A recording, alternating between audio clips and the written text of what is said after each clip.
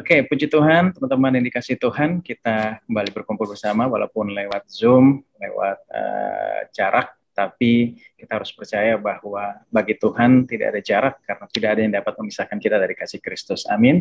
Dan kita percaya bahwa di mana 2-3 orang berkumpul, di situ adalah gereja.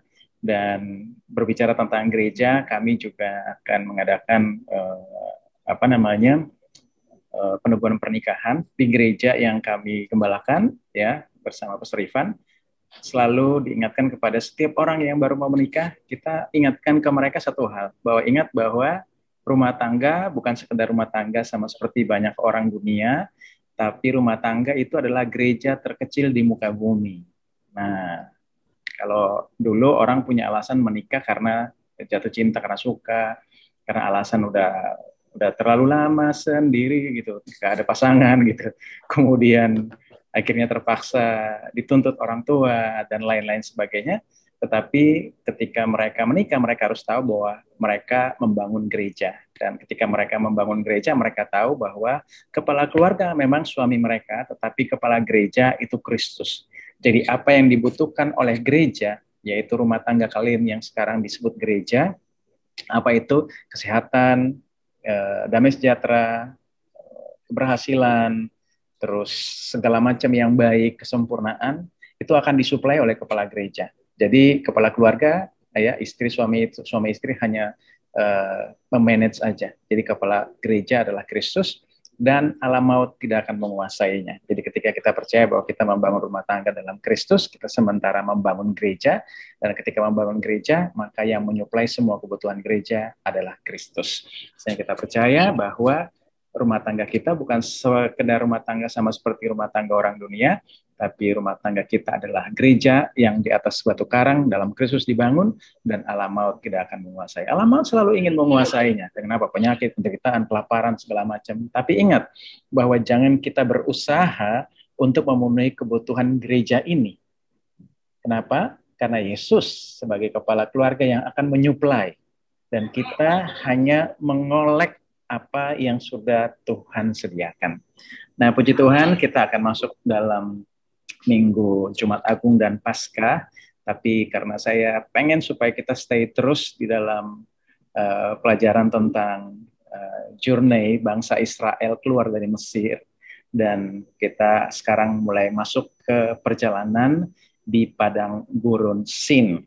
Ya, kita segera baca firman Tuhan.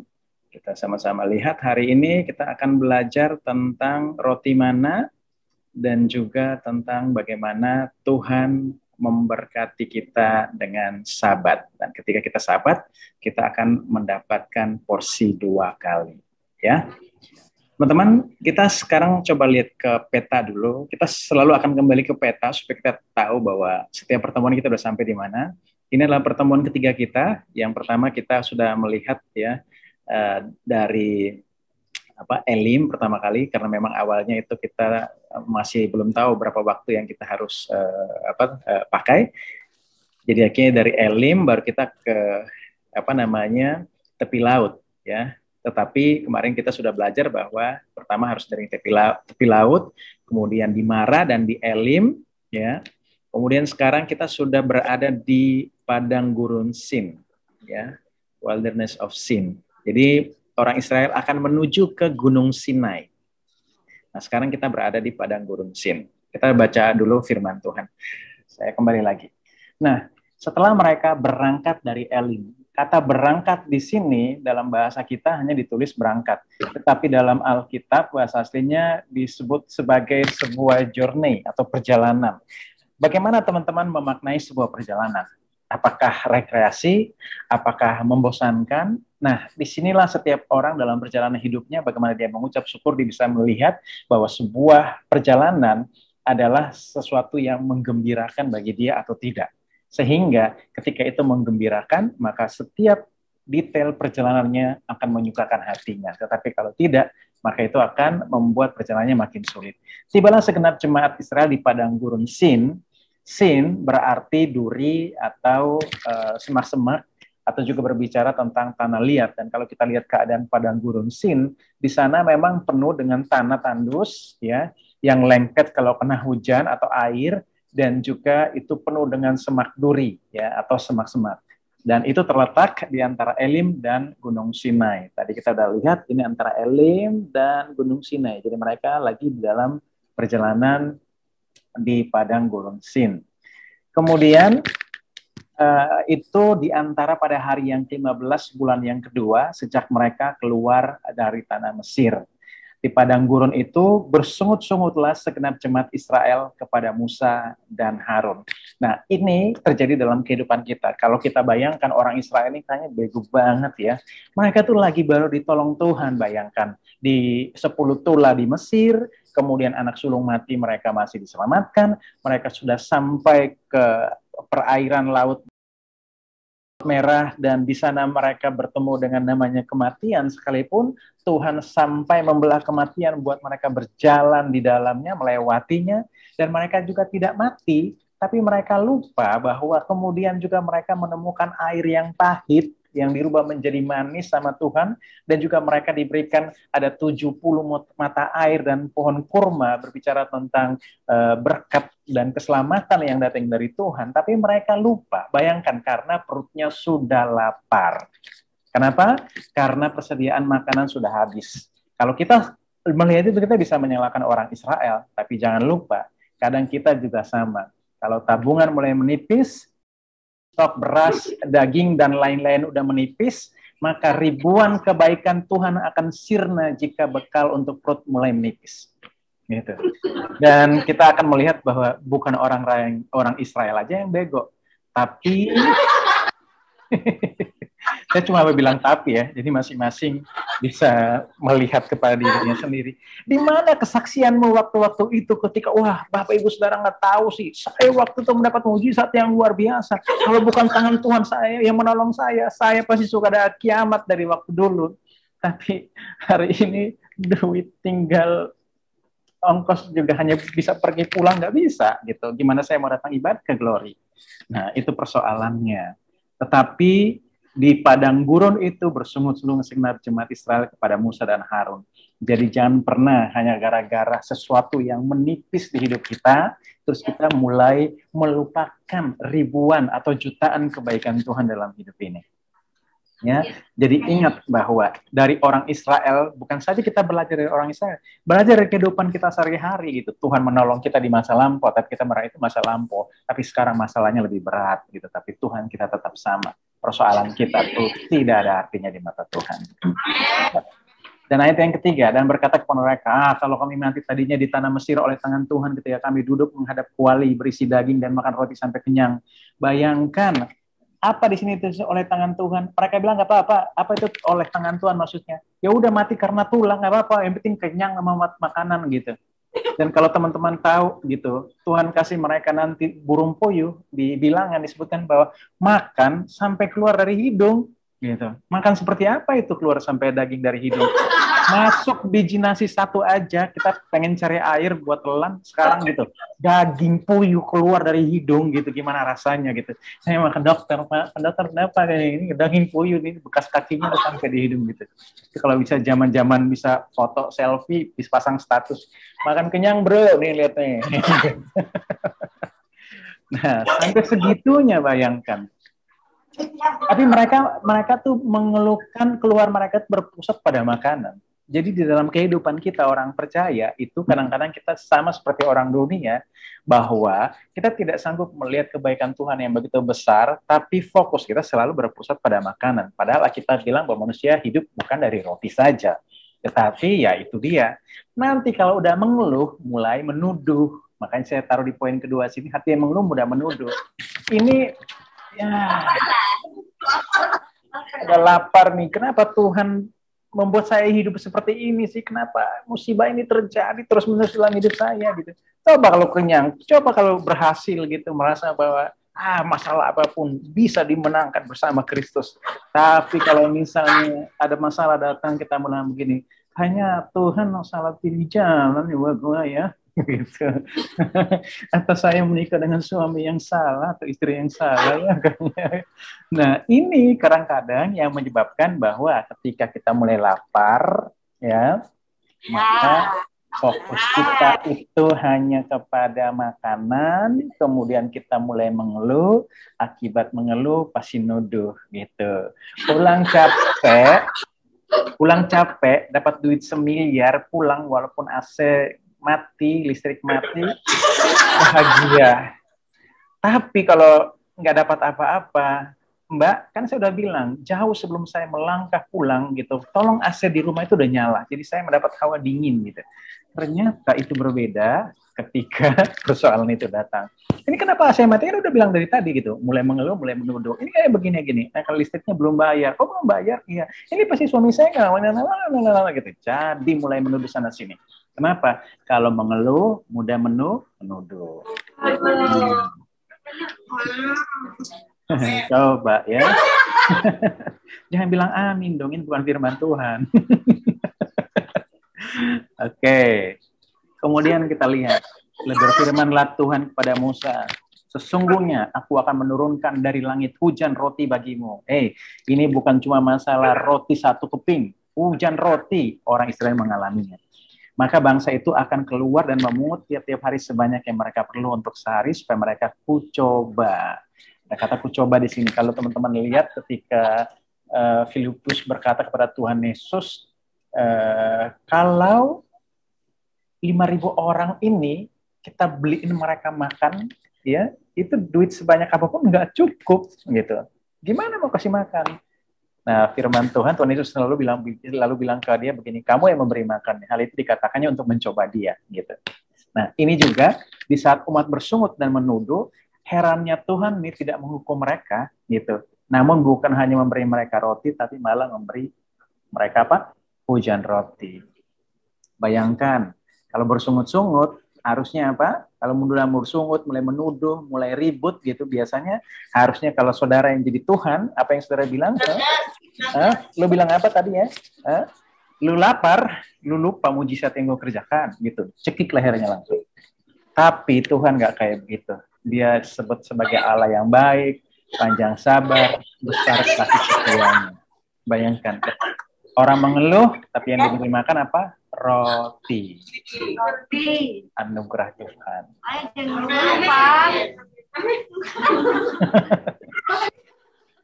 Biasa yang ketawa itu kalau bukan pelaku, korban.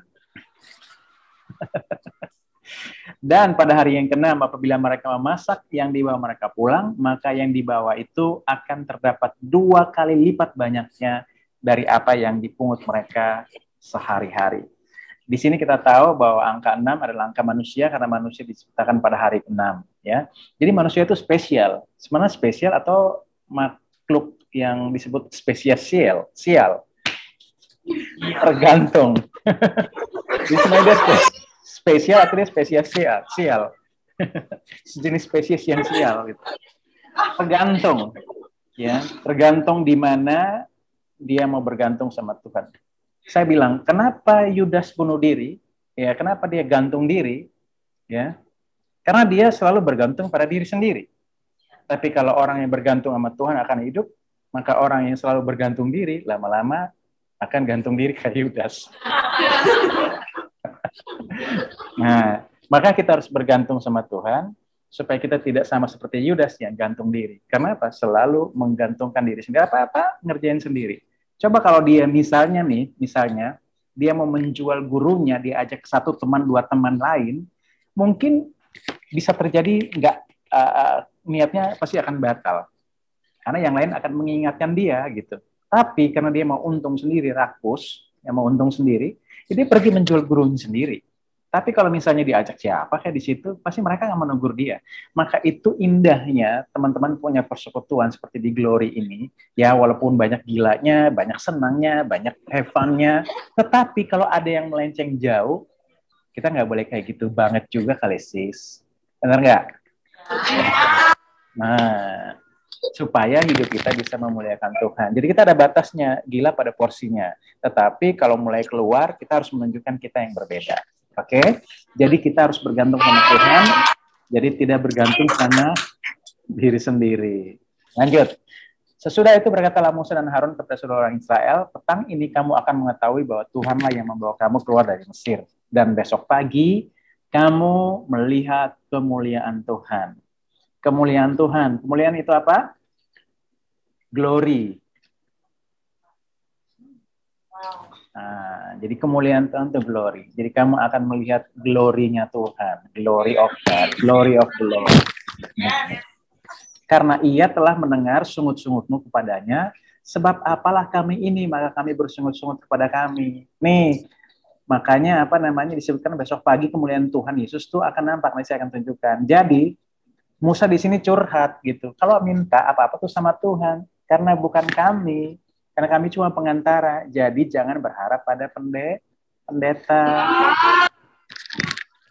Semua punya kuasa yang sama, gitu. Semua diberikan anugerah yang sama. Jangan sampai bilang begini, mau perjamuan kudus minta tolong Pastor Jamie datang, Pastor Ivan datang, atau siapalah gitu. Teman-teman ingat nggak waktu orang Israel menyembelih domba Paskah untuk supaya mereka makan, itu mereka makan sekeluarga masing-masing dengan keluarganya. Ya ada papa di situ, papa jadi imam, papa nggak ada ya mama jadi imam gitu. Siapa yang tertua dijadikan imam. Nah, mereka menganggap satu di antara mereka untuk menjadi yang imam di dalam kehidupan keluarga mereka, sehingga mereka nggak bergantung lagi sama Musa dan Harun yang berlebihan, tapi mereka diarahkan untuk bergantung sama Tuhan. Jadi gereja yang sehat adalah pendetanya mengarahkan jemaatnya bergantung sama Tuhan. Gitu.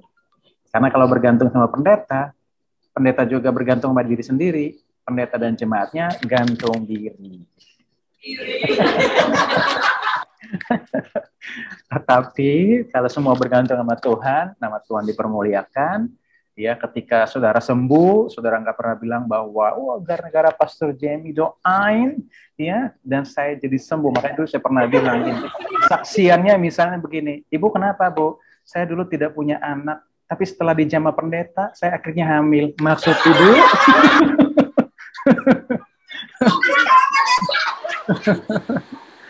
Nah, coba bayangkan.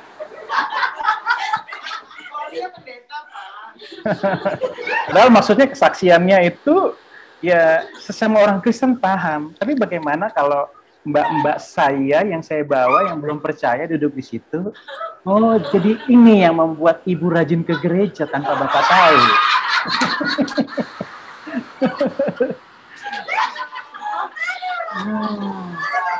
Jadi pendeta ini yang rindu diminta jamahannya. Oke. Jadi makanya di sini Musa bilang bahwa apa? Ya, jangan bergantung ya atau bersungut-sungut pada kami, tapi bersungut-sungut itu doakan kepada Tuhan. Jadi jangan berharap pada hamba Tuhan. Di sini dia bilang apa? Jika memang Tuhan memberi kamu makan daging pada waktu petang, makan roti sampai kenyang pada waktu pagi karena Tuhan telah mendengar sungut-sungutmu yang kamu sungut-sungutkan kepadanya, apalah kami ini ya, bukan kepada kami sungut-sungutmu itu, tapi kepada Tuhan. Lanjut lagi. Kata Musa kepada Harun, katakanlah kepada segenap jemaat Israel, marilah dekat ke hadapan Tuhan sebab ia telah mendengar sungut-sungutmu. Jadi berdoa sama Tuhan, dialah yang memelihara kamu, bukan pendeta. Oke. Beberapa waktu yang lalu nih, ini just curhat, saya nggak harus sebutin namanya. Ginilah kalau misalnya jemaat begitu bergantung sama Tuhan. Ketika online, banyak jemaat yang non gereja kami itu telepon. Kemarin ada yang nanya begini. Nah, saya bukan maksudnya ini cerita untuk supaya menjelekan orangnya, tapi kita petik pelajaran dari sini. Dia telepon, saya lagi sibuk di WA. Pastor, saya pengen tanya, apakah saya salah ketika kami mau kirim barang, ya, keluarga saya mau pilih Lion Parcel, sedangkan saya mau pakainya Tiki gitu. Tolong doakan supaya keluarga saya punya hikmat Tuhan untuk mengerti mana yang baik dan tidak. Gitu. Ya elah, dan saya ingin menjawab, apakah saya salah kalau saya tidak menjawab Ibu? Nah, kecuali ada yang nanya firman nggak jelas, nah boleh. Tapi tentang mana yang baik dan buruk, kita sudah terima Roh Kudus, dan Roh Kudus itu hikmat kita. Gitu. Ya, untuk menentukan yang mana yang baik dan mana yang tidak, ya. Jadi kita tetap bergantung sama Tuhan karena Dia yang memelihara kita, jangan bergantung sama pendeta. Ya. Kemudian jangan bersungut-sungut, kita pernah tahu sama-sama sebab sungut-sungut adalah apa? Roh perbudakan. Jadi kalau di antara kita mulai ada yang sungut-sungut, dia pasti diperbudak oleh sesuatu. Entah nafsu apa yang menguasainya, dia diperbudak. Sama seperti orang Israel, nafsu lapar memperbudak mereka sehingga mereka bersungut-sungut. Ya, ada orang yang mengeluh, gitu. Kenapa dilihatkan di dunia, dia ingin mati saja.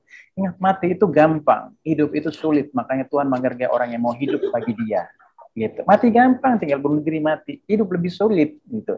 Tetapi ketika kesulitan hidup itu bisa dilewati, nah, mereka yang melewatinya mendapat belas kasihan karena mereka disuplai dengan kekuatan dan tenaga dari Tuhan. Oke.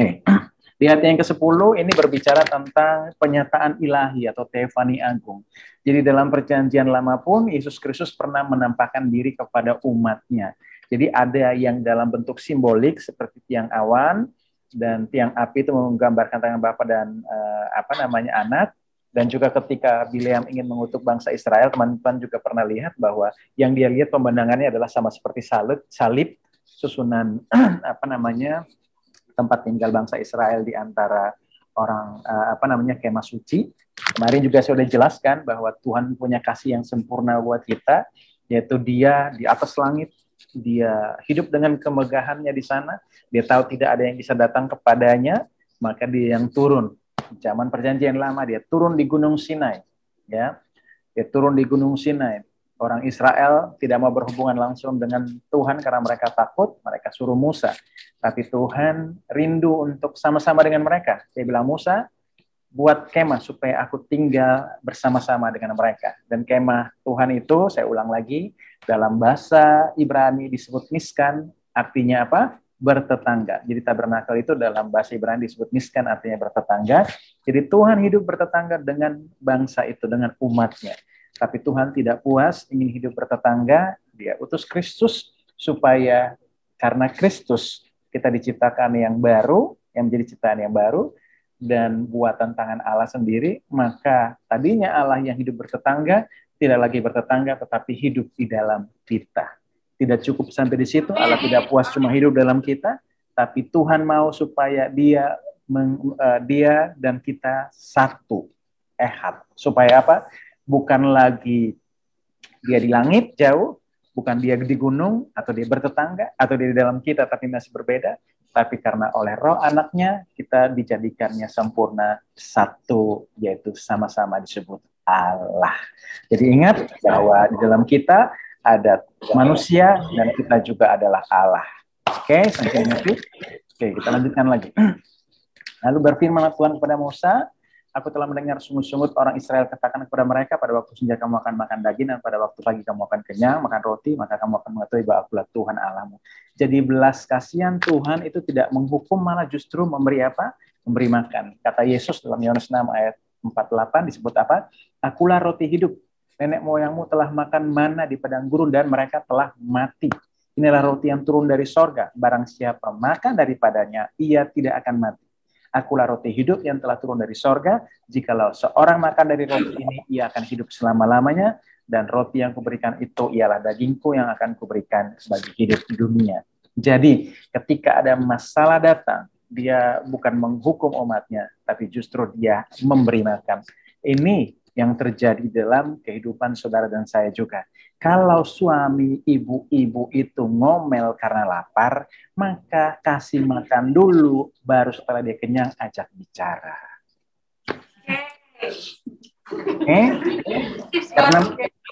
Karena kalau udah kenyang, dia akan melihat ibu itu cantik jelita, rupawan, menarik hati, gitu.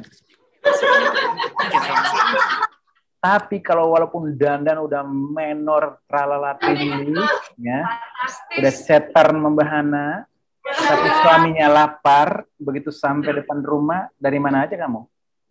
Kamu nggak tahu saya lapar gitu. Saya dari salon supaya demi cantik supaya papa tuh bisa senang. Saya nggak senang, saya lapar gitu. Kecantikan ibu itu sirna. Kenapa? Karena lapar. Sama seperti tadi orang Israel, kebaikan Tuhan tuh sirna. Kenapa? Dia lapar. Gitu.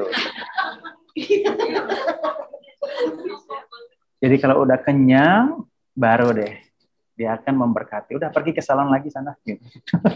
Tadi baru pulang dari salon, udah pergi lagi ke depan. Gitu. Jadi kita harus tahu bahwa ketika Tuhan Allah, ya, ketika Dia melihat sungguh-sungguh orang Israel, Dia tidak menghukum, justru Dia memberi makan. Kita lihat di sini, pada waktu petang datanglah burung berduyun-duyun, burung puyuh menutupi perkemahan itu, dan pada waktu pagi terletak embun sekeliling perkemahan itu. Ini sedikit contoh aja saya ambil dari quote dari Cole, bahwa burung puyuh yang disebutkan ini bermigrasi secara teratur dari Eropa Selatan dan Arab. Dia melintasi semenanjung Sinai, dan burung ini memang nggak bisa terbang tinggi. Jadi kalau memang teman-teman ada pernah lihat burung puyuh ini cuma hanya seperti terbang pendek-pendek jarak seperti 5 meter, tapi mereka bermigrasi, dan pada musim itu mereka singgah melewati padang gurun Sin, dan orang Israel bisa menikmatinya. Nah, kita lihat sekarang ke roti yang turun itu seperti apa. Ketika embun itu telah menguap, tampaklah pada permukaan padang gurun sesuatu yang halus seperti sisik, halus seperti embun beku. Jadi kayak embun beku. Ini hanya gambar sederhana doang. Begini, sini dah teman-teman bisa melihat bagaimana rasanya roti mana itu seperti apa. Sama seperti kita orang percaya baca firman Tuhan, kita baca itu akan menjadi apa firman itu buat kita. Kita lihat ini. Menurut Ginsberg, ini dilihat dari kisah turun-temurun Yahudi kuno, bahwa makanan yang sama memiliki rasa berbeda untuk setiap orang yang memakannya sesuai dengan usianya. Ya, bagi anak kecil rasanya seperti susu, bagi pemuda yang kuat seperti roti, dan bagi orang tua seperti madu, dan bagi yang sakit seperti jela yang direndam dalam minyak dan madu. Jadi kalau saudara baca firman Tuhan, sebagaimana saudara ingin firman itu jadi dalam hidup saudara, maka jadi. Kalau saudara seperti anak kecil, maka dia akan seperti susu. Makanya kita bilang bahwa kita ini harusnya udah makan yang keras, bukan minum susu lagi. Ya. Kemudian bagi pemuda itu sebagai roti, dan orang tua itu seperti madu, dan bagi yang sakit itu seperti jela yang direndam dalam minyak, ya, dan madu. Dan ini mau mengisahkan bahwa apapun keadaan kita, situasi kita, umur dan usia kita, firman Tuhan tetap berlaku bagi kita, dan itu ya dan amin. Sesuai dengan keperluan. Saudara hari ini sakit, masih merasa anak-anak dalam kedewasaan, merasa bahwa sudah jadi pemuda, atau merasa sudah tua, sakit-sakitan. Nah, firman Tuhan ini adalah roti mana yang hidup buat saudara dan saya. Ya, jadi kita mengerti ini. Tetapi dilanjutkan bahwa yang di hitam gede ini, mana terasa pahit di mulut orang bukannya. Jadi kita bicara firman, tapi orang yang tidak percaya merasa itu adalah hal yang asing bagi mereka. Ya, jadi ketika Tuhan mengirim mana juga, ya, dia pertama kali kan di situ kan debu, ya. Tadi ada apa tadi? Padang gurun Sin artinya apa? Banyak semak-semak, berduri, dan juga berbicara tentang tanah liat. Kita lihat tanah, semak-semak, ini berbicara tentang kutub yang ada di mana? Di Taman Eden. Ya, bukan di Taman Eden. Ketika manusia diusir dari Taman Eden, dan bumi itu menjadi semak belukar dan tandus. Tetapi semak belukar dan tandus itu oleh karena Tuhan, ya, bisa diubahkan jadi berkat, yaitu ada roti yang turun dari sorga. Jadi dimanapun kehidupan saudara yang sudah tandus dan banyak semak duri, maka kita harus percaya ketika kita makan roti yang turun dari sorga, itu Yesus Kristus di dalam firman-Nya, maka keadaan boleh tetap kering, tetap ada rumput atau semak duri ataupun tanah yang tandus, tetapi kita selalu dikenyangkan oleh anugerah. Dan kita lihat bahwa semak duri itu ya adalah pikiran-pikiran kita, kekhawatiran kita yang membuat kita lapar, yang membuat kita tandus, membuat kita merana. Kenapa? Tetapi semua itu ya sudah dijadikan mahkota dan ditancapkan di kepala Kristus sehingga tembus ke dalam otaknya, dan hari ini kita tahu bahwa kita dibebaskan dari pikiran-pikiran yang buruk dan kekhawatiran. Dan duri-duri itulah yang melenyapkan kekhawatiran dan ketakutan kita. Dan kemudian darahnya setiap menetes ke tanah, mulai sejak pertama dia di Taman Getsemani, maka tanah yang tadinya dikutuk dirubah menjadi berkat. Ya, jadi di sini Tuhan mempersiapkan semuanya. Bayangkan, Dia mengirimkan angin utara, menyapu lantai gurun itu, kemudian hujan untuk membersihkannya, baru mana turun di atasnya. Ini sama seperti Yohanes Pembaptis.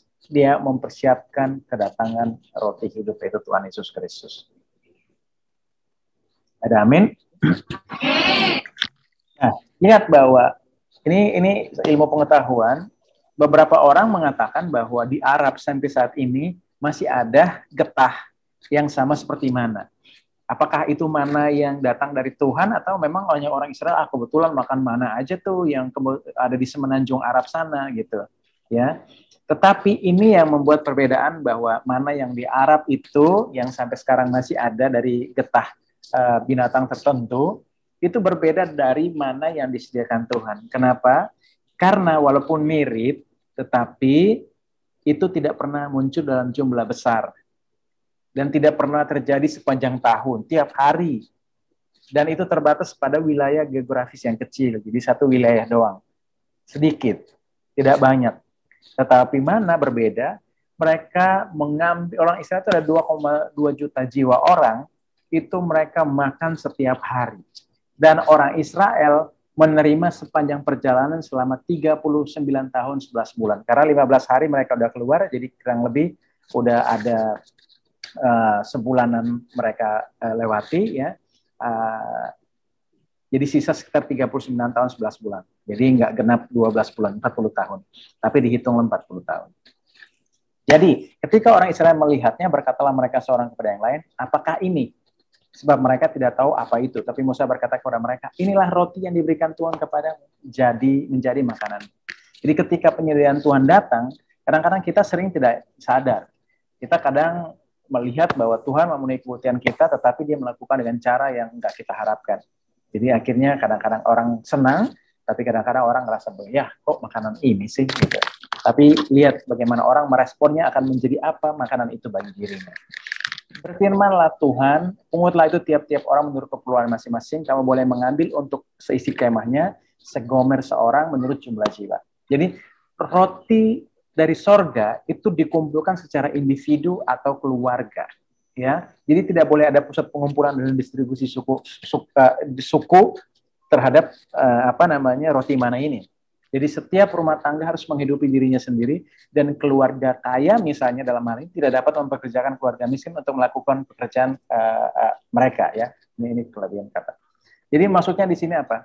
Ketika setiap hari kita mau makan mana firman Tuhan, maka kita makan bersama dengan keluarga kita sendiri, atau kalau misalnya kita jomblo ya udah makan bersama diri sendiri aja.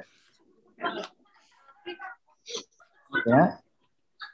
Nah, memang kalau jomblo sekarang punya beban berat ya, karena memang apalagi kalau social distancing gini, punya pasangan, ada jarak, memang pemerintah hanya meminta kita untuk jaga jarak, bukan sampai menghilang dari jarak. Nah, demikianlah diperbuat orang Israel, mereka mengumpulkan ada yang banyak, ada yang sedikit.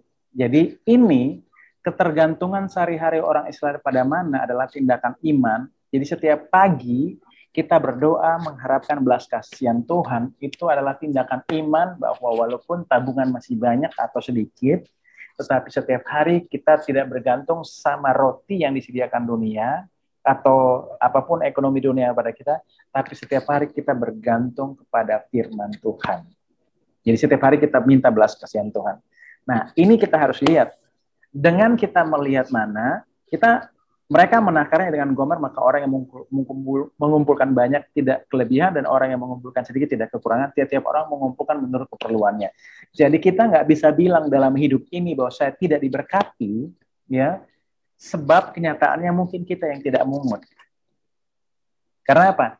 Tuhan sudah provide, kita yang collect. Roti mana itu ditabur dari sorga, dan setiap orang memungutnya. Alkitab itu ada di rumah saudara, di tangan saudara, di handphone saudara. Tapi saudara yang collect, membacanya, ambil bagi saudara. Jadi apa roti mana itu buat saudara? Jadi madu kah, jadi roti kah, atau jadi susu, atau jadi obat?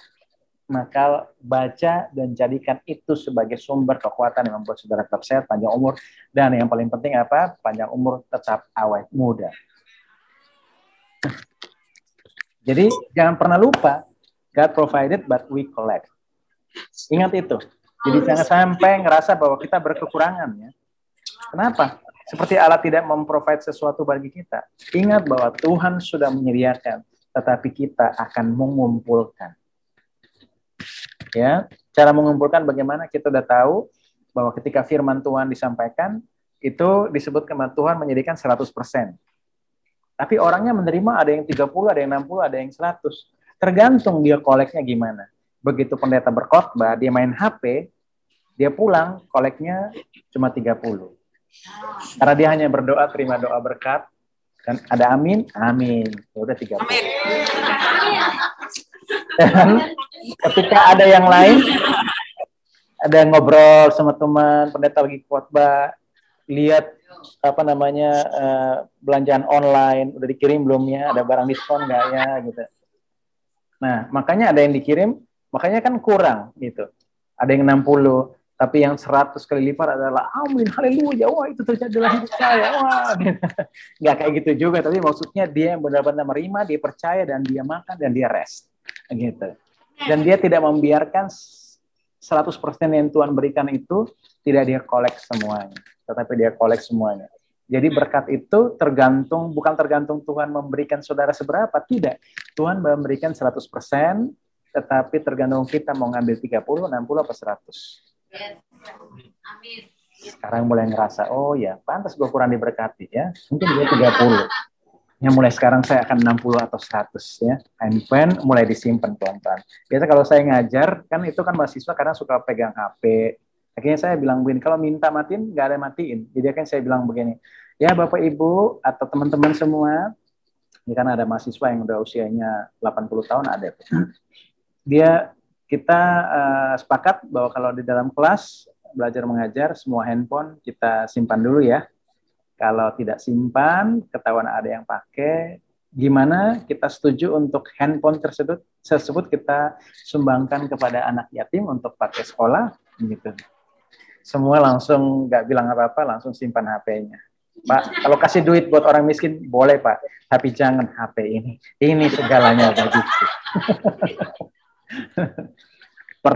Kemarin ada video lucu di Amerika, ada seorang suami mau dioperasi, begitu udah di ruang tempat operasi, dokter mau siap operasi, dia tanya, dokter handphone saya mana? Dipegang istri saya kemana? Dalam perjalanan pulang. Dia langsung lari, kejar istrinya, pegang HP-nya, di parkiran, istrinya udah masuk mobil, ini dia langsung naik bergelantungan di mobil minta handphone. Bayangkan. Handphone segala-galanya. Oke, jadi apa? Kita percaya bahwa Tuhan menyediakan, tapi kita yang mengumpulkan. Seberapa kita kuat mengumpulkan, seberapa besar kita mengerti firman itu buat kita, maka itu akan terjadi bagi kita sama seperti tadi, susu, roti, madu, dan obat. Susu, roti, madu, dan obat. Setiap hari kita ingat bahwa itu akan menjadi apa? Atau menjadi pahit seperti racun bagi kita. Tergantung dari mana kita mau mengharapkan firman Tuhan, belas kasihan Tuhan terjadi dalam setiap detail kehidupan kita. Amin. Disebutkan Musa berkata kepada mereka, seorang pun tidak boleh meninggalkan daripadanya sampai pagi. Jadi jangan makan sisa. Artinya bahwa apa? Sampai pagi berarti di masa gelap ditinggalkan. Ingat bahwa justru di saat gelap, di saat situasi itu tidak enak dalam hidup ini, kita justru harus makan firman Tuhan. Jadi jangan membiarkan kegelapan menguasai atau kita bilang, oh kita punya firman Tuhan, ada Alkitab, tapi besok pagi aja atau baca. Setiap hari kita makan, kita punya daily bread tiap hari, dan kita menikmatinya, dan kita percaya bahwa sepanjang hari kita diberkati. Besok itu urusan lain. Nah, ada yang tidak mendengarkan Musa, meninggalkan di padang sampai pagi, lalu berbau busuk, maka Musa menjadi marah kepada mereka. Jadi, apa yang mereka kumpulkan dalam ketidaktaatan, pasti akan menghasilkan cacing dan bau. Percaya saya, karena orang Israel mengalaminya. Jadi apapun yang kita kumpulkan dalam ketidaktaatan, pasti menghasilkan cacing dan bau. Kemudian setiap pagi mereka memungutnya, tiap-tiap orang menurut keperluannya, tadi sudah saya dijelaskan, tetapi ketika matahari panas, cairlah itu. Jadi roti dari sorga itu harus dikumpulkan dan disiapkan pagi-pagi. Pagi-pagi jangan HP dulu, jangan mikir ini itu dulu, karena orang Israel itu disiplin sampai sekarang, karena Tuhan melatih mereka dari pagi-pagi mereka baca firman Tuhan atau mereka terima roti mana, dan ini adalah cara kemurahan Tuhan dalam memaksakan etos kerja bagi bangsa Israel sehingga mereka rapih kehidupannya, terstruktur dengan baik. Dari pagi, dari kecil mereka udah latih makan firman Tuhan, dari makan firman itu adalah makanan malaikat. Jadi sejak pagi mereka memiliki kekuatan supranatural supaya sepanjang hari mereka tuh kuat dan awet muda. Nah, kayak gitu. Jadi makan firman Tuhan di waktu pagi dan di waktu malam. Ya, jangan dibiarkan sampai pagi. Kemudian, dan pada hari yang ke-6 mereka memungut roti 2 kali lipat banyaknya. 2 gomer untuk tiap-tiap orang, dan datanglah semua pemimpin jemaat memberitahukan kepada Musa. Ini pertama kali ya, Tuhan berbicara kepada bangsa Israel tentang hari Sabat. Ya, walaupun kemudian nanti di Keluaran 20 ada perintah untuk menjunjung hari Sabat, tetapi ini adalah kali pertama orang Israel sebagai sebuah umat, sebuah bangsa, diminta Tuhan untuk dia taat kepada hari Sabat. Kita lihat di sini. Tetapi ketika pada hari ke-7 ada dari bangsa itu yang keluar memungutnya, tidaklah mereka mendapatkannya. Jadi beberapa orang itu keluar pada hari ke-7 untuk berkumpul, ya, dan mereka ingin mengumpulkan roti yang turun dari sorga, padahal disebutkan itu Sabat. Ya, jadi orang-orang saat ini juga sama seperti kita, kadang mencari kehidupan dan kepuasan di tempat-tempat yang Tuhan katakan tidak ada. Karena Tuhan bilang bahwa besok tidak ada mana dari langit. Makanya kita kumpulkan. Dan ini yang disebutkan apa? Bahwa ketika kita bisa Sabat, maka kita akan dapat berkat 2 kali lipat. Ada amin? Apa itu Sabat? Sabat adalah kita mendengar firman Tuhan, kita makan, kita percaya firman Tuhan, kita makan, dan kita beristirahat di dalam firman Tuhan itu. Sama seperti Tuhan Yesus, dia sama seperti Bapa ketika dia menjadikan segala sesuatu dengan firman-Nya, kemudian dia Sabat karena dia percaya bahwa firman-Nya penuh kuasa dan segala sesuatu menjadi baik. Kemudian kita lihat di sini, tadi juga kita sudah baca, beristirahatlah bangsa itu pada hari ke-7, dan ini sudah kita lanjutkan. Di sini adapun segomer ialah 10 eva. Di sini dijelaskan bahwa kalau diambil di hari Sabtu, di hari Jumat, maka hari Sabtu masih ada sisa ya dari hari sebelumnya dan tidak berulang. Tetapi ada juga yang disimpan bertahun-tahun dalam buli-buli, itu juga nggak berulang. Ya, itu artinya disimpan dalam Kristus, dalam tabut perjanjian. Oke, itu kita bahas nanti. Coba kita sekarang lihat tentang bagaimana orang Israel ataupun hari ini siapapun di antara Bapak Ibu yang hadir di ruangan ini kalau kesusahan dan ngerasa bahwa Tuhan tidak bisa tolong, saya sengaja hitung-hitungan kasarnya begini. Lihat ya, mana itu untuk 39 tahun 11 bulan. Ya. Coba, kalau roti mana itu beras, maka 1 gomer tadi yang ini, 1/10 eva, itu kurang lebih 3,6 liter. Kali 2,2 juta orang, maka sehari ada sekitar 7.920.000 liter. Kalau beras 1 liter cuma 10.000, maka kos beras untuk orang Israel ya sebanyak 79.200.000.000 per hari. Itu hanya kalian kasar aja. Gitu. Dikali 39 tahun 11 bulan sekitar 14.570 hari. Ya, jadi ini dikali 14.570 dapatnya ini. Gimana menyebut angka ini? Gimana menyebut angka? 1000 T gitu loh. 1000 triliun. Iya 1000 T. Nggak, 1000 T. Ini M. Ini T. Ini 1000 T. Di atasnya T apa? I don't know. Udah jangan bertengkar, itu juga bukan harta kalian. Oh, billion is below. Oke, silakan hitung masing-masing. Tapi lihat gini, ya, hal yang tidak mungkin. Kita lihat bilangan 11, 13. Ditanya apa? Dari manakah aku mengambil daging untuk diberikan kepada seluruh bangsa ini? Sebab mereka menangis kepadaku dengan berkata, berilah kami daging untuk dimakan. Ini baru beras. Oke, daging kita hitung lagi. Jadi apa firman Tuhan hari ini? Beras dan daging, Pak. Nih, orang Israel tadi dibilang apa? Mereka makan daging sampai keluar dari hidung. Tapi oke, kita hitung nggak semua orang rakus lah ya. Jadi 1 orang makan 2 ekor. 2 ekor harga 50.000. kali 2 juta umat, ya, per hari ada 110 miliar per hari cost. Dan memang kalau burung puyuh itu nggak sampai bertahun-tahun, cuma hanya 1 bulan, karena migrasi burung-burung itu pas lewat di situ. Jadi mereka makan daging sebulan penuh. Dan itu kurang lebih segini juga nilainya. Oke. Biaya beras selama 39 tahun, 11 bulan, belum termasuk biaya transportasi, gaji buruh pengangkut, sopir, biaya masuk keluar, belum harga daging. Ya. Nih, kita lihat lagi nih. Ini tambah ini, belum air, belum pakaian, belum lain-lain. Terus apa di ruang ini memiliki keperluan hidup sebanyak itu? Kalau Tuhan sanggup menambal rasa lapar 2,2 juta perut, apalagi jika hanya ini seisi rumahmu saja. Ini cuma hitung-hitungan kasar loh. Ini pakai ukuran beras sekarang. Gitu. Tapi lihat, Tuhan sanggup memprovide hal yang nggak mungkin ketika Musa bertanya, dari manakah aku mengambil daging untuk diberikan kepada seluruh bangsa ini, sebab mereka menangis kepadaku dan berkata, berilah kami daging untuk dimakan. Nah, ini roti mana? Ini kita ganti sama beras, karena saya nggak tahu bagaimana menghitung harga roti mana, jadi pakai beras aja. Supaya sebagai gambaran bahwa yang kita pikirkan itu cuma segini, yang Tuhan sediakan tuh, gitu. Supaya kita tahu bahwa sesungguhnya kita yang tidak kolek, bukan Tuhan yang tidak berikan. Ya. Dan orang bertanya, mana? Mana itu artinya apa ini? Sama seperti Kristus adalah misteri bagi orang sejamannya, begitu juga dengan orang Kristen. Dunia tidak mengenalmu. Kenapa? Karena kadang kamu tidak bisa jadi susu, tidak bisa jadi madu, tidak bisa jadi roti, ya, tidak bisa jadi obat, tapi pahit. Gitu. Jangankan dia yang pahit, orang saya sendiri aja hidupnya pahit, gimana dia nggak pahit, Pak? Kenapa? Karena tidak kolek, tidak makan, tidak menerima. Makanya kalau kita belajar kasih karunia itu kita makan dulu, makan yang kenyang, kita akan bersaksi. Ada amin?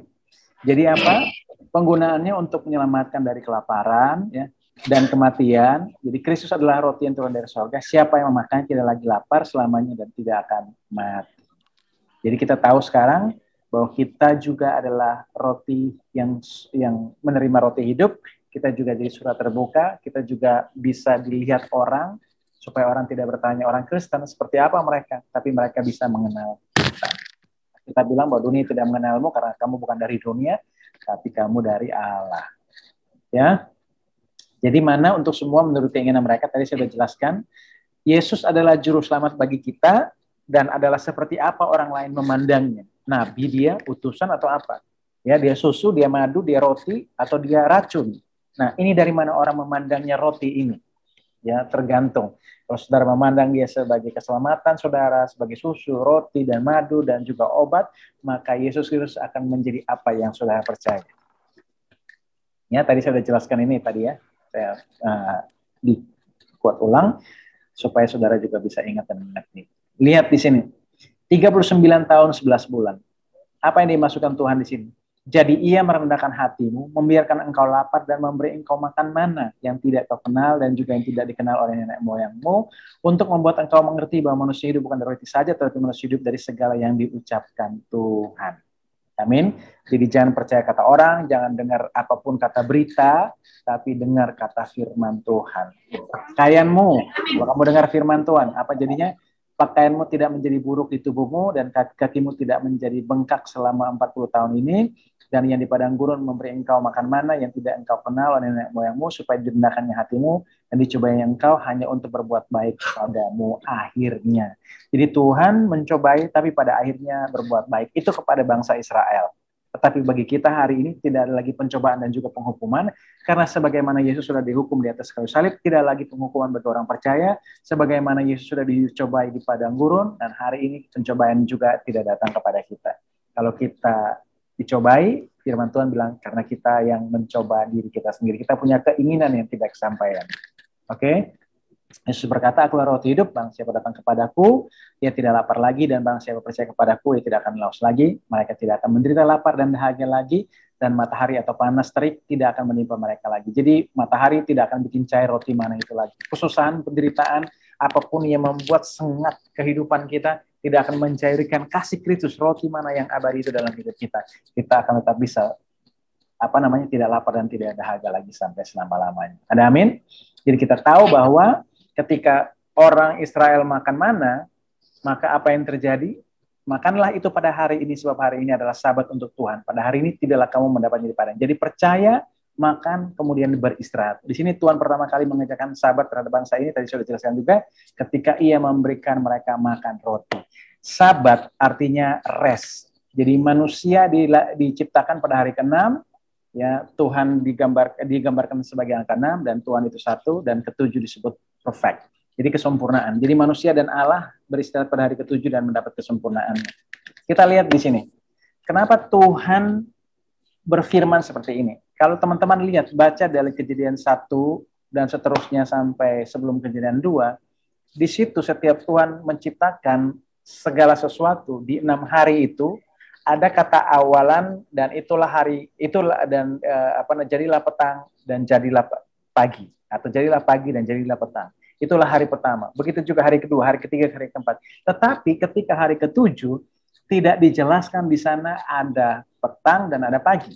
Ya, ada pagi dan ada petang. Tidak dijelaskan di situ. Karena Tuhan mau kita mengerti bahwa ketika dia beristirahat, yang namanya istirahat di dalam Tuhan itu tidak ada akhir. Amin dong. Amin. Nah, demikianlah diselesaikan langit dan bumi dan segala isinya. Ketika Allah pada hari ke-7 telah menyelesaikan pekerjaan dibuatnya, berhentilah ia pada hari ke-7 dari segala pekerjaan yang telah dibuatnya. Lalu Allah memberkati hari ke-7 itu dan menguduskannya, karena pada hari itulah ia berhenti dari segala pekerjaan penciptaan yang telah dibuatnya. Kalau teman-teman nanti pulang baca Alkitab, ya, cek sendiri. Dari Kejadian yang pasal 1 sampai sebelum Kejadian pasal 2, setiap hari penciptaan jadilah pagi dan jadilah petang. Ada siang, ada malam, ada siang, ada malam. Itulah hari pertama, itu hari kedua sampai hari ke-6. Ya. Tetapi di hari ke-7 tidak disebutkan ada siang dan ada malam. Artinya bahwa rest bersama Kristus tidak ada akhirnya. Oke. Nah, kita lihat. Di sini disebutkan apa? Ketika Yesus mati, disebutkan apa? Dia dikuburkan menjelang hari Sabat. Artinya bahwa dia mati di hari Jumat. Sampai sini teman-teman mengerti ya? Maka kalau bisa dibilang bahkan kalau hari Sabtu itu hari Sabat, istirahat, maka maka manusia diciptakan di hari ke-6, yaitu di hari Jumat, dan Allah beristirahat di hari ke-7.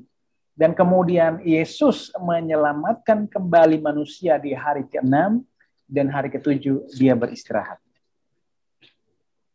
Jadi manusia diciptakan dan diselamatkan di hari ke-6, dan Allah selalu beristirahat di hari yang ke-7. Buktinya apa? Ini sementara itu hari mulai malam, dan hari itu adalah hari persiapan, yaitu menjelang Sabat. Ini hari di mana Yesus mati. Sebelumnya, Yesus selalu bekerja. Dari semasa mudanya, mulai di pelayanan umur 30 tahun, dia sangat sibuk, bahkan tidak ada waktu buat istirahat. Saking hebatnya dia melayani, melakukan mujizat, sampai ahli-ahli Taurat merasa bahwa, kayaknya pakai kuasa Beelzebul nih. Seorang anak muda gila pelayanan, sampai keluarganya datang ingin mengambil mereka, karena mereka menganggap bahwa Yesus sudah tidak waras lagi. Kenapa? Nggak sempat makan, nggak sempat beristirahat, nggak sempat mandi mungkin.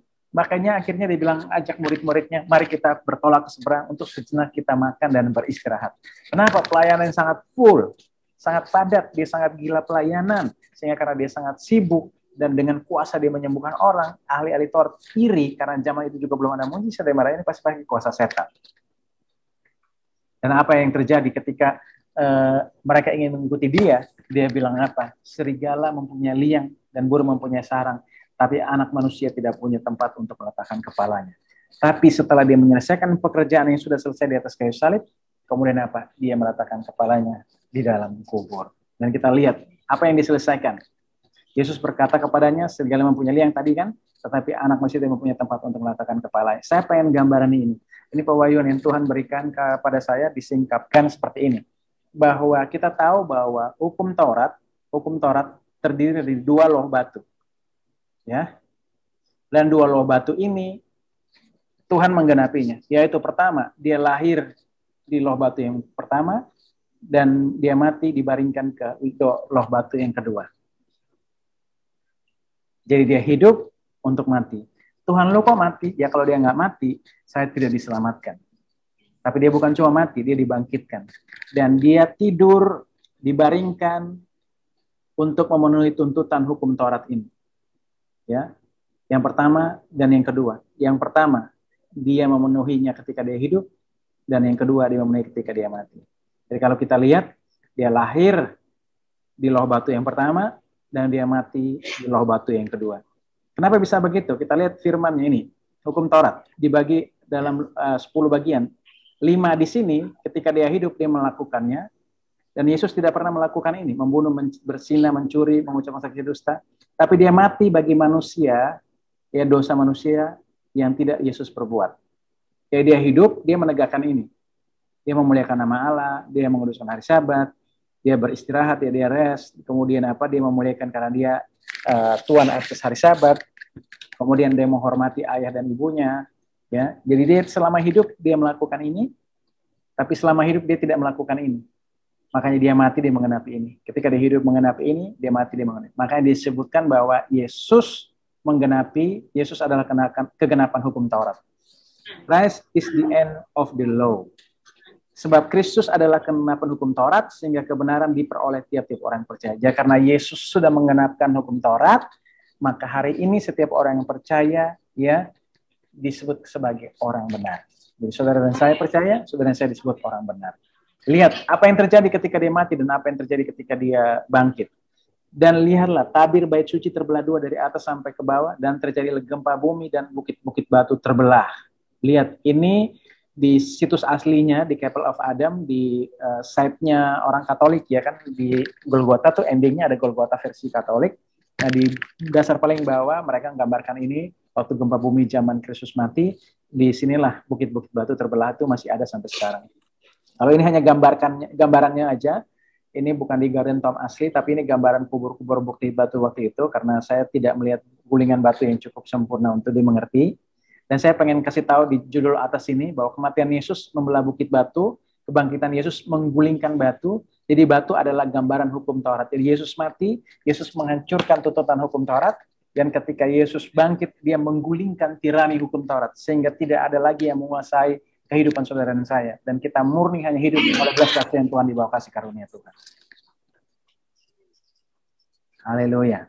Supaya hari ini saudara dan saya tidak lagi dikuasai oleh dosa, ya, karena dosa tidak ada berkuasa lagi atas kamu, karena kamu tidak hidup di bawah hukum Taurat. Jadi tidak ada tuntutan agama lagi di dalam kehidupan saudara. Saudara hanya menerima Kristus, saudara percaya, saudara diselamatkan. Saudara berbuah bukan untuk supaya saudara diselamatkan, tapi buah saudara adalah bukti bahwa saudara sudah di dalam menerima Kristus. Then you work out your own salvation, keluar. Work out, keluar. Supaya orang lain mengecap kebaikan Tuhan yang ada di dalam. Jadi keselamatan dari Kristus adalah dari dalam keluar. Bukan dari luar ke dalam, tapi dari dalam keluar. Kita sudah menerima, dan hari ini kita berbuah bagi orang banyak. Sama seperti kita berbuah bagi Tuhan. Jadi ingat baik-baik bahwa hukum Taurat ada 2 loh batu. Dia sudah menggenapi ketika dia lahir, dan dia menggenapi ketika dia mati. Ya, dia lahir di palungan batu, dan dia dikubur di kubur batu. Yang saya jelaskan ulang bahwa dia hidup untuk memuliakan Allah di 5 hukum yang pertama, dan dia mati untuk dosa manusia yang tidak diperbuatnya di 5 hukum yang terakhir. Di sini kita lihat bahwa ketika Yesus sabat, Yesus mau supaya kita juga memiliki sabat yang kekal. Ya, kita tahu di sini disebutkan bahwa ketika mereka protes tentang murid-muridnya dan dia melakukan banyak mujizat di hari Sabat, dia bilang apa? Hari Sabat diadakan untuk manusia dan bukan manusia untuk hari Sabat. Jadi anak manusia adalah juga Tuhan atas hari Sabat. Jadi ketika kita percaya, kita menerima anugerah yang besar.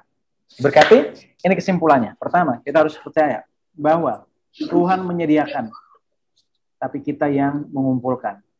Jadi mendapat banyak atau sedikit, bukan karena Tuhan memberi kita sedikit, tapi kita punya kemampuan mengumpulkannya bagaimana.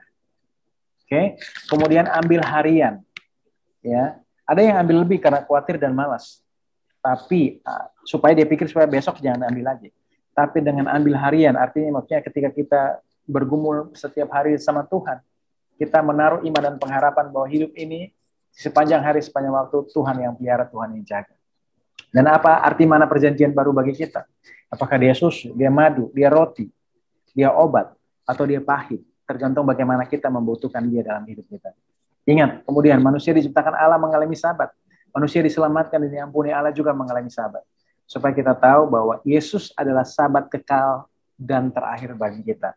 Makanya ketika penciptaan disebutkan bahwa ada pagi, ada petang, ada pagi, ada petang, tetapi hari ketujuh tidak ada pagi dan petang, artinya Tuhan mau supaya manusia sabat dalam kekekalan. Dan hari ini setiap kita percaya firman Tuhan dan kuasanya, kita mengalami rest atau sabat dalam hidup kita. Dan ketika saudara rest, saudara mendapat berkat 2 kali lipat. Jadi ketika kita sabat, kita mempunyai hubungan dalam persekutuan dengan Kristus. Tuhan berfirman, marilah kepadaku semua yang letih lesu dan beban berat, aku akan memberikan kelegaan kepadamu, sabat kepadamu, rest kepadamu. Dan kamu akan tinggal, kita hidup selama-lamanya dalam sabat. Jadi sabat itu bukan bicara tentang hari Minggu, ya. Kita bukan orang agama lagi, kita Kristen memang, di KTP tulis agama Kristen, tapi sesungguhnya kita bukan orang beragama. Kita tidak meninggikan hari Minggu khusus sebagai hari sabat, tapi hari Minggu sebagai hari sukacita bersama. Oke, karena orang Kristen, orang percaya selalu ingin berkumpul bersama untuk bersukacita, sama seperti hari Selasa ini, teman-teman di Bali, dalam Glory. Tetapi sabatnya kapan? Bukan tentang hari waktu. Orang bilang, sabat kamu Sabtu ya, kalau sabat aku Minggu. Enggak. Kita enggak kayak gitu. Sabat aku ketika aku mendengar firman Tuhan. Aku percaya. Dan aku mengalami peristirahatan. Di situ sabat. Jadi kapan sabatku? Sabatku setiap hari. Karena setiap hari aku makan roti mana yang hidup dari sorga. Dan itu kekal. Tidak ada batas hari. Aku mengalami sabat sepanjang masa. Supaya hari ini, kalau sabat sepanjang masa, maka jangan 1000 kebaikan Tuhan beralih karena perut yang lapar. Ada amin, teman-teman semua diberkati. Jadi kita percaya firman ini penuh kuasa, firman ini memberikan kita semangat bahwa hari demi hari Tuhan selalu membawa kita dari satu pengalaman demi pengalaman yang baik untuk mengenal kemuliaan Tuhan. Jadi hari ini kita belajar tentang roti mana, roti yang memberikan kehidupan kekal. Tapi ketika kita sabat, kita mendapat berkat 2 kali lipat. Dan ketika Yesus mati, ya, dia mengalami peristirahatannya, dia mengalami sabatnya, dan dia mengenapi tuntutan hukum Taurat, supaya hari ini tidak ada lagi dituntut dari kita, hanya karena Allah selalu yang akan menyuplai semua kebutuhan kita. Dan di mana kita melihat, sebagaimana kita ingin diberkati, adalah sebagaimana kita sanggup mengumpulkannya untuk kita dan keluarga kita. Amin.